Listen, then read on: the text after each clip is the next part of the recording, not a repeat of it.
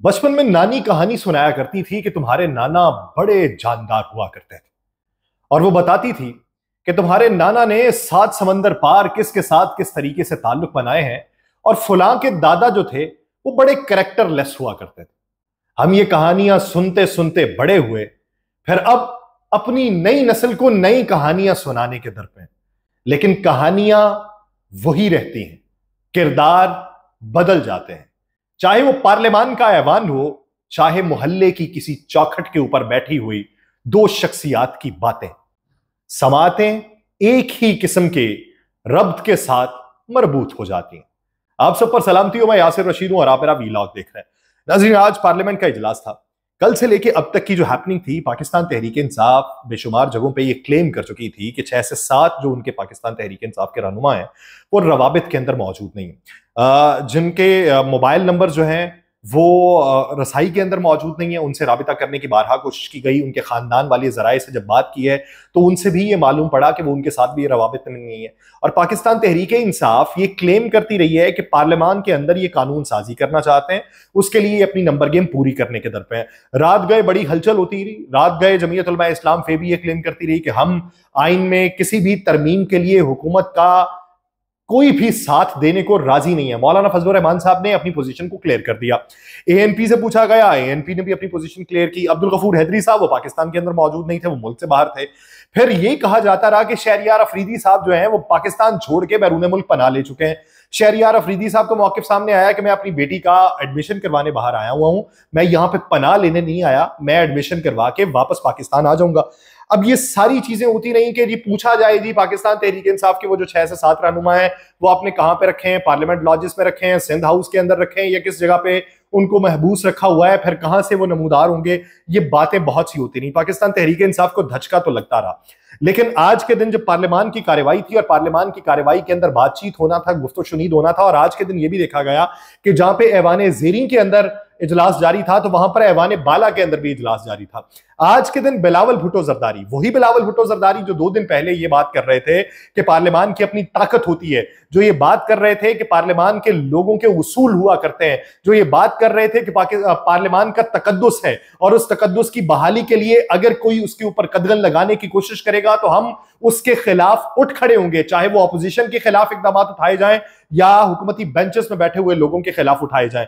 फिर उसी की बात को खुशाइंद कहा गया पाकिस्तान तहरीक इंसाफ की तरफ से। स्पीकर आगे बढ़े, स्पीकर ने एक कमेटी तश्कील दे दी, जिससे माहौल यह पैदा होना शुरू हुआ कि मीसाके पार्लियामान की एक जो शराइत रखी गई हैं उसके ऊपर तमाम लोग बैठ के मुत्तफिक हो जाएंगे और किसी ना किसी तरीके से हौसला अफजा जो है वो सूरत हाल देखने को मिलेगी। फिर प्रोडक्शन ऑर्डर के ऊपर तमाम जो मेंबर्स हैं, जो 10 के 10 रहनुमा है, वो पार्लियामान के अंदर आते हैं, उनकी तकारीर होती हैं, गिले शिकवे किए जाते हैं। वकास अकरम साहब बताते हैं जी कि लाइट कब बंद की गई, हम लाइट बंद करने के बाद किस कमरे के अंदर खुद को बंद किए बैठे रहे। जैन कुरैशी मेरे साथ थे, जैन कुरैशी खांसने लगे तो मैंने कहा कि तुम फंसवाओगे। फिर लाइट आती है तो हम समझते हैं कि सूरत हाल अब बेहतर हो गई है, लेकिन बाद में हमें चाबियों की छन छन की आवाज सुनाई देती है तो हमें ये लगता है कि उनको चाबियां मिल गई हैं। फिर दरवाजे पे आके नॉक किया जाता है और हमें कहा जाता है कि आराम से बाहर आ जाएं, बसूरत दीगर हम दरवाजा जो है वो तोड़ के बाहर निकलेंगे। फिर कहते हैं हम बाहर आते हैं, वो हमको पकड़ते हैं और कहते हैं कि मोबाइल किधर है, तो हम जवाबन ये कहते हैं कि मोबाइल, आपका क्या ख्याल है कि मोबाइल पास में रखेंगे।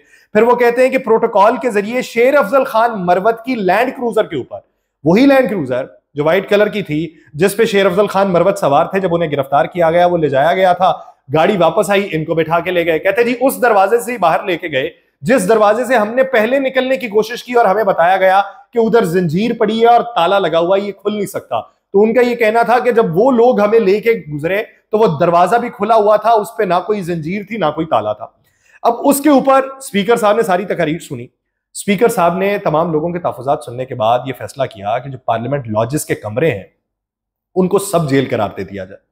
तो जब उनकी तरफ से भी सब जेल करार दे दिया गया, इस्लामाबाद हाई कोर्ट ने कह दिया कि लिखने वाला लिखारी जो है, जिसने फर्स्ट इन्वेस्टिगेशन रिपोर्ट लिखी है, ये बहुत अच्छा लिखारी है और बहुत अरसे बाद ऐसी अच्छी कॉमेडी देखने को मिली है। आमिर फारूक साहब के इन अल्फाज के बाद जब वो जिस्मानी रिमांड को मुअत्तल करके जुडिशल कर दिया गया और उधर सूरत हाल ये देखने में आई कि जुडिशल की जगह पार्लियामेंट लॉजेस के कमरे सब जेल हो गए, तो ये सूरत हाल क्या थी?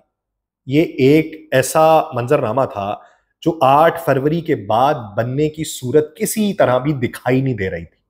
लेकिन एक वाकया हुआ कि जिस पे तमाम इकट्ठे हुए, फिर माजी भी याद आना शुरू हुआ, याद सादिक साहब को भी आना शुरू हुआ कि 2014 में एक पार्टी ने और उनके कजन ने पार्लियामेंट पे हमला किया था। उस वक्त मैं स्पीकर था।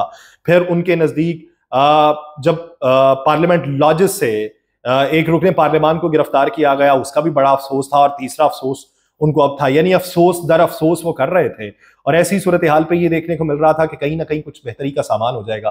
ख्वाजा आसिफ साहब, मैंने कल भी बात की थी, फुफ्फो का किरदार बहुत अच्छे तरीके से अदा किया। ख्वाजा आसिफ साहब ने पहले दिन जनरल रिटायर्ड फैज साहब का नाम लेके पीटीआई पे तनकीद की, तो जवाबन जनरल बाजवा के एहसानात याद दिलाए गए।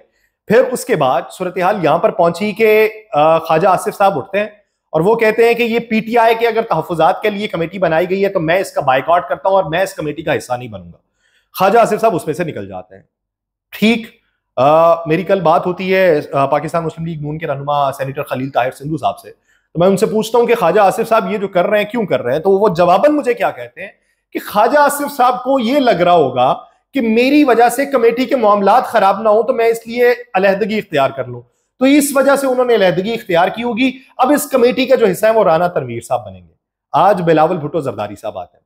बिलावल भुट्टो जरदारी साहब आके जिस तरीके से तकरीर करते हैं और बाकायदा तौर पर फिर वो पाकिस्तान तहरीक इंसाफ के बारे में बातें करते हैं। कल मैंने एक बात की थी कि एक ट्वीट जो इमरान खान साहब के एक्स अकाउंट से की गई है, उसको लेके ये क्लेम किया जा रहा है कि इसकी तहकीकात हो रही है और इस पे गद्दारी का मुकदमा दर्ज होगा।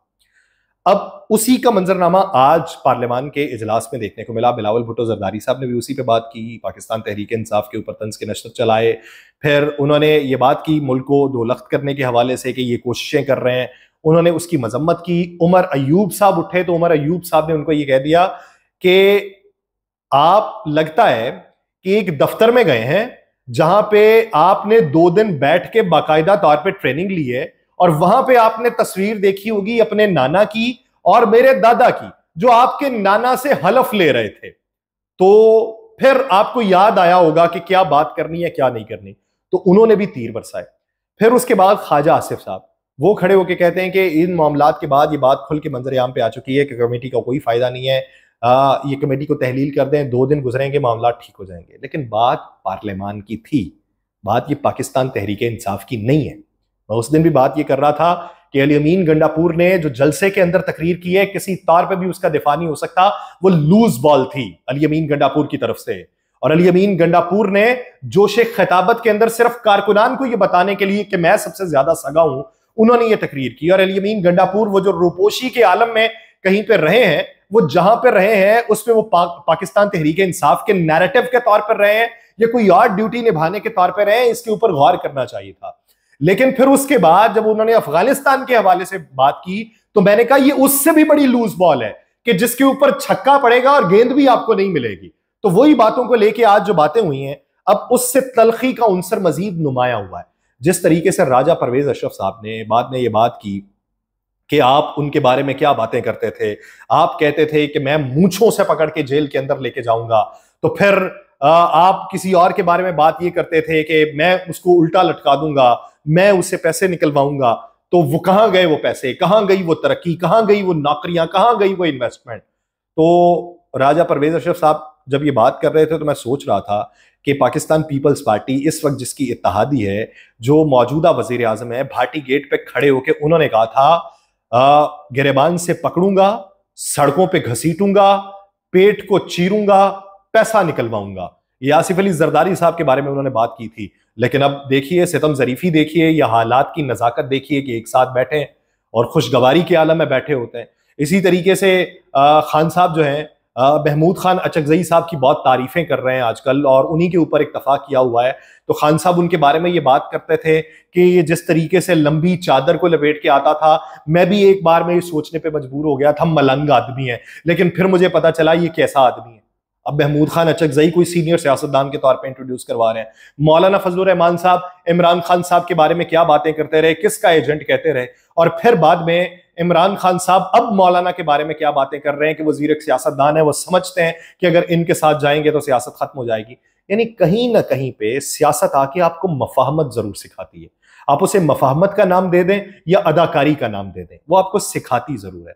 लेकिन ये वो वक्त है, मैं ये नहीं कहता कि सारे ही जो है वो एक ही तकड़ी के चटे बट्टे हैं।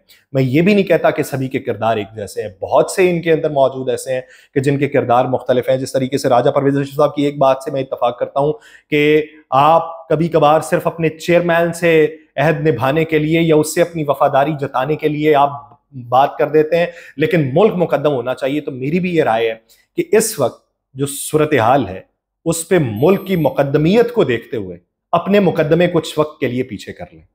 बसूरत दीगर अगर आप समझते हैं कि कोई बंटवारे की बातें कर रहा है, तो ये जो बीज हम बो रहे हैं, ये बीज कोई अच्छी फसल उगा के हमारी आंखों के सामने नहीं लाएंगे, और हो सकता है कि उस फसल को काटने के लिए दरांतियां कटनी शुरू हो जाए।